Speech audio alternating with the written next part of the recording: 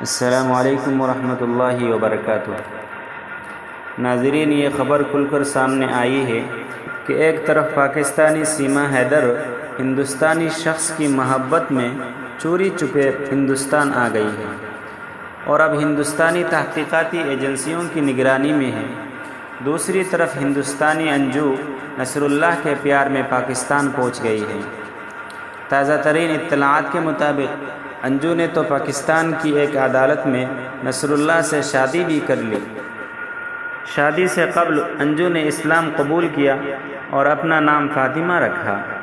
یہ خبریں پاکستانی میڈیا کے ذریعہ سامنے آئی ہے اور کچھ ایسی ویڈیوز بھی سامنے آئی ہے جس میں انجو اور نصر اللہ خوش خرم کی حالت میں دکھائی دے رہے ہیں۔